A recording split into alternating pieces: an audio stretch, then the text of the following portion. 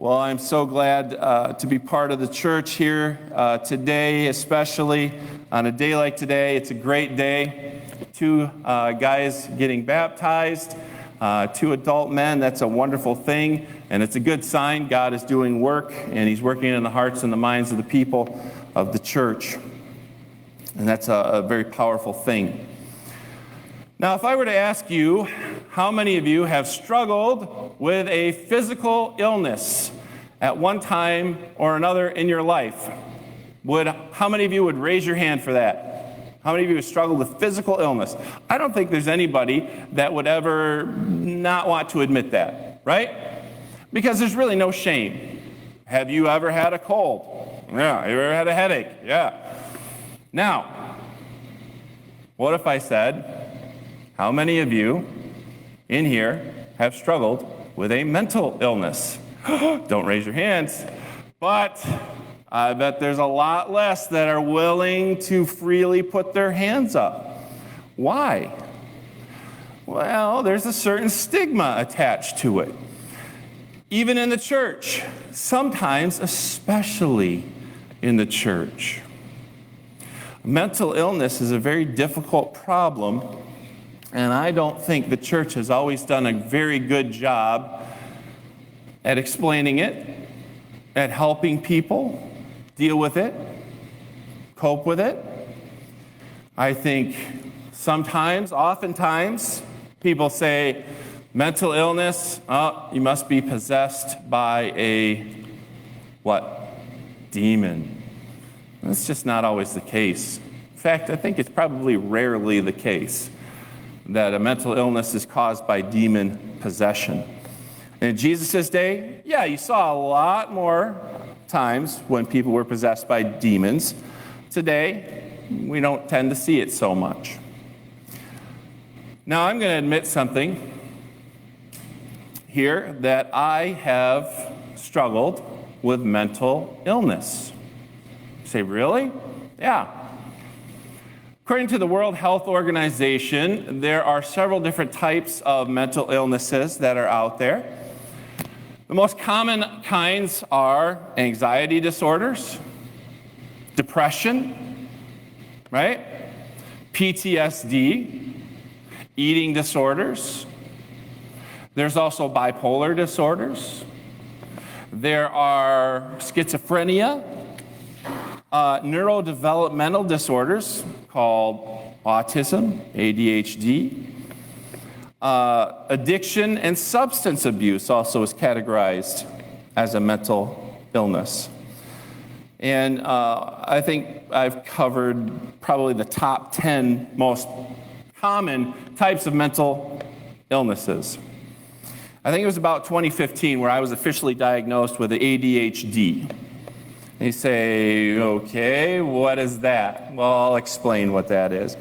But also, later on in 2019, I was officially diagnosed with clinical depression. I don't know if any of you have been depressed clinically before, but I was prescribed a medicine for it. And currently, I don't have to take that anymore. I haven't had to take that for quite a while, probably years now. But it was difficult. Growing up, I didn't know that I had ADHD, attention deficit disorder with hyperactivity. Well, why didn't I know that? Well, a few reasons.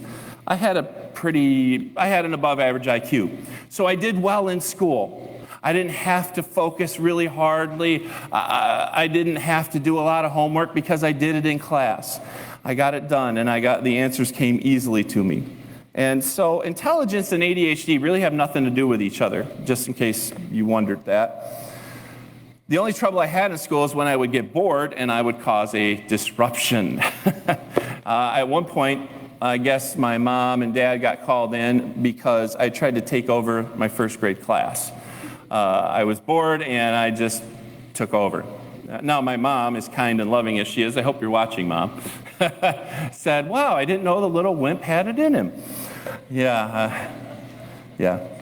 Well, I did well in school. I got straight A's, but usually, it's because I was smart enough to get the answers right. Another reason why is that my parents put me in sports, lots of sports. I was in soccer, and they let me run around outside, and they made me do some chores along the way. Not a lot, but enough, and I was active. And by the way, exercise is very good for controlling ADHD, if any of you else suffer from this. My grandparents also took us all over the place to zoos and parks and museums, and kept my mind busy. But if I ever got bored, my mind would go crazy. I remember taking apart all kinds of different things. I poked holes in my parents' waterbed. They were not happy, by the way. Also, I had a constant access to caffeine and sugar in the form of Mountain Dew. The caffeine in pop acts like a stimulant to the brain, helps with ADHD. Leading studies of ADHD are now also showing that sipping on sugary drinks during intense study period will significantly help with concentration for people with ADHD. And then last of all, I had routine and discipline from my parents and grandparents and the school. I didn't have huge chunks of discretionary time where I could get in trouble. And I was constantly on the go. So what ADHD is, in a nutshell, it's attention deficit disorder with hyperactivity. And trust me, I've heard all the jokes. Oh, it should be called BAD, not ADHD. It's just a bad kid. That's not really helpful, by the way. You just spank it out of them. You can't cure ADHD with spanking, by the way. Discipline is helpful, and every kid needs it, but that will not get rid of ADHD. What it is basically, one explanation I've heard is the neurotransmitters in the brain are firing at a slower rate than in a normal brain, a healthy brain. Or it could be something to do with the prefrontal cortex. I know this is going, well, I don't need to say all this. Something to do with the prefrontal cortex not functioning properly, being in a constant state of mild intoxication is what it's like. So impulse control is severely limited if you have ADHD. Neurotypical children's brains will be less active when they are performing certain tasks, but a child with ADHD, they'll have increasingly high levels of activity in their brain while they're trying to do something. It's very distracting.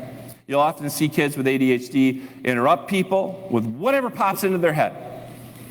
Right? And they'll blurt out whatever they're thinking without running it through their filter. It also has to do with dopamine levels, yada, yada. The untreated ADHD brain cannot help but react to stimuli. A random noise draws their attention. So you'll notice, look up here, all you ADHD people. You'll notice when I'm talking sometimes and someone is fidgeting and running around out back here in the lobby, outside, I can almost not talk. It's very difficult for me. It's very distracting, okay? It's kind of a curse, and I didn't know I had it until I was an adult. And one day a lady from our church that I was in came to me, not this church, but she said, I'm leaving the church. Me and my husband, we're leaving. I said, why? Actually, I didn't say it like that, but, oh, why? You got to talk like that as a pastor, right? You can't just say, just, oh, why? She's like, well, you just don't seem that interested in us. We're trying to tell you a story about something in the lobby and after church, and you're looking around. And I said, okay, well, I'm sorry about that. And I understand, but we'll try to do better. But if you have to go, you have to go. I understand. And then I thought about it, and the more I thought about it, the more I realized she was right. She would come up to me, this lady. She's an older lady. She spoke very quietly. And this is in a larger church. There's like 150 people running around in the lobby afterwards. And she would start telling me this long, detailed story, very quietly, right? She'd get down, oh, Pastor. And she would stand enough farther away from me, not right in my face, which I like. I don't like being close. But enough distance away that I could see all the background stuff. And she's talking, and she's going on about her son, who's having an upcoming surgery on his shoulder, and he lives in Kansas, and it's next week on April 17th. And it's just going on and on and on. Meanwhile, I have 3 little children, and they are running around, and someone else is talking to my wife, taking up her time, and I'm going, oh no, they're going to get in trouble, and there goes the deacon, and they're going to go talk to my kids, they're going to yell at them, oh no. And now I'm seeing this, and I got to deal with this, but I have to listen to this lady's story about her son's shoulder surgery that I have nothing to do with because I'm not going to go visit him. Right? So this is what it's like to have ADHD. All the while you're thinking, keep focusing, look at her, listen to what she has to say. Don't look away, don't look at that, look at her. Right? And maintain eye contact. This is what it feels like. Look at her face. Don't look away. Look at her face. Don't look away. Don't look away. Wait, what did she just say? Oh yeah, her adult son's upcoming shoulder surgery next month. Don't look away. Don't look at the kids. Maintain eye contact. Respond with a oh no. Maintain eye contact. What did she say? Don't look away. Hey, you're doing pretty good. Uh-oh, it looks like that ornery deacon is about to yell at Tabitha for running. Wait, don't look away. Finally, I have to blurt out, hey, listen, just call me this week. I'll be glad to come over and chat. And that would go really well because I could be one-on-one and I don't have 150 other people. Well, I never, she thinks, and thinks that I don't care about her. That's what it's like with ADHD.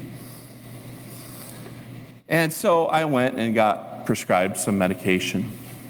Now, the church and mental health, and the medication has helped, but eventually your body gets used to it. Church and mental health. We have historically done a very bad job of handling mental health and mental illness. We've got several extremes here. A lot of times the church says it's all in your head. You don't have enough faith. Therefore, or you're sinning too much, and that's why you're having these problems. You're depressed. You have anxiety disorder. You're being punished for a certain sin, or it's a demon. A demon is possessing you. That's why you have a mental illness. So in a sense, we've become mental snake handlers. You know who those people are? The ones that say, you got to have enough faith. Pick up a snake, and if it bites you, you can survive by faith in Jesus. And we try to do that with mental health. Possibly 20% of all adults suffer from some form of mental illness. And as I said, here are the common forms: depression, anxiety disorders, neurodevelopmental disorders, ADHD, autism, PTSD, eating disorders, addiction and substance abuse, bipolar disorder, and schizophrenia. And now, when we're talking about mental health, how many of you think that COVID had a positive impact on the overall mental health of our society? Nobody. How many think it had a negative impact? Absolutely. Anecdotally, 20 years ago when I was working with teens, we had maybe 2 or 3 teens out of 20 or 25 that had high levels of anxiety. Maybe 2 or 3 of the teens, and we would work with them and pray with them. Nowadays, as I work with teens, at least half of all teens that I work with have some form of high levels of anxiety. High levels. Our mental health has gone downhill, especially as a result of COVID. What can we do about it? We as the church, we have to work together to promote better mental health. And the first way we can do this is by removing some of the stigma attached to it in the church. And I just want to say here are certain statements about mental illness. Number 1, having a mental illness does not necessarily mean you are demon-possessed. If you have a mental illness, or if someone you love has a mental illness, it does not necessarily mean they are possessed by a demon. Get that through our heads. Now, sometimes people are possessed by a demon, and it does cause a mental illness. You see that in Scripture. But it doesn't necessarily mean that. You can't assume that. Sometimes there are other factors, genetic factors, biological factors, right? Environmental factors. They feel that ADHD could have been caused genetically, could have been caused from contaminants like lead. Any of those things could cause it. They're not entirely sure. Number 2, having a mental illness does not necessarily mean that you are sinning. Okay? Just because a person has a mental illness does not mean that they are sinning. It's not a sin to have a mental illness. How many of you believe it's a sin to have a cold? Anybody here think that it's a sin to have a cold? No? Okay. How about, is it a sin to have a headache? What about cancer? Is it a sin to have cancer? Sure, sometimes our illnesses are a direct result of our sins. If you get drunk, clearly a sin, right? Well, wait a minute. Okay. If you get drunk, clearly a sin, right? Yeah, it's a sin to get drunk. And then the next day, you will most likely have a headache in the morning. Is having the headache a sin? No, it's a consequence. But just remember, sometimes people just get headaches. Brandon was talking about his migraines earlier. Biological cause, whatever it is. Nothing they have done wrong. But even if it was from a sin, having a headache itself is not a sin. This applies to mental illness. Having depression is not a sin. However, worrying about something constantly, clearly a sin, right? Worrying is a sin, right? Yeah, it is. That has been shown to lead to depression. Is having the depression a sin? No. Is it a consequence? Yes. But just remember, sometimes people just get depression. Not because of anything they've done wrong. Even if it was from a sin, having depression itself is not a sin. Number 3, having a mental illness does not necessarily mean you have a lack of faith. I want to keep going, but we're running low on time. I will just kind of conclude with this story.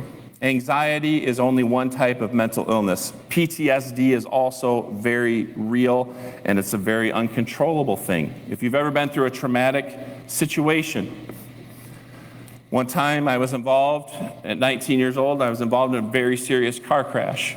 I flipped my car 3 times. My head went through the side window and up, and I scalped this part of my head right here. Caused me to have 18 stitches, and they picked glass out of my head for months. A few weeks later, we got back, as I had started to recover physically, I got back into the same make and model of a different car that we were looking at test driving, but it was the same kind as the one I got in. My body, uncontrollably, my pulse started to rise, I started to breathe faster, and I went, I don't like this. Did I have a lack of faith? I don't think so. It did not happen on its own. A little bit later, I was driving, my car started to slip again on an icy road. My heart rate raced, I started to sweat, and I yelled. How did I move past it? Well, that's where faith comes in. I was asked to go on a trip with the deacon board when I was a youth and Christian ed director at a church. We piled into a 16-passenger van, and when the driver started to slide again, what did I do? He's driving, he's sliding, and I am going, Dear Heavenly Father, right? And I am closing my eyes, and I am praying for all I'm worth, and I am trusting God for His will, His good, pleasing, and perfect will. And whatever happens, happens. And I resign myself to His good, pleasing, and perfect will. And guess what? I had peace. Gradually, my PTSD subsided. And just like there are certain things with physical health you can do to make yourself healthier, there are certain things with our mental health that can help us. Eating right, exercising, those help physically, they also help mentally. Not worrying. There are other things that may make our mental health worse. Taking drugs, drinking alcohol, smoking, looking at pornography. That can affect your mental health negatively. Worrying about things, holding a grudge, isolating ourselves, not being active, being disorganized. And this entire lesson is from a biblical perspective. We really haven't looked at too many passages. So next week, what I want to do, I want to continue this conversation, and we are going to look at Philippians chapter 4. If you want to do some work ahead of time, you read Philippians chapter 4, verses 1 through 14. Right about there. And we're going to talk about those things. Positive Christian relationships, rejoicing in the Lord, making an effort to turn our anxieties into prayer requests. All those things are solid, helpful things that God has given us to do so that the peace of God will guard our hearts and our minds.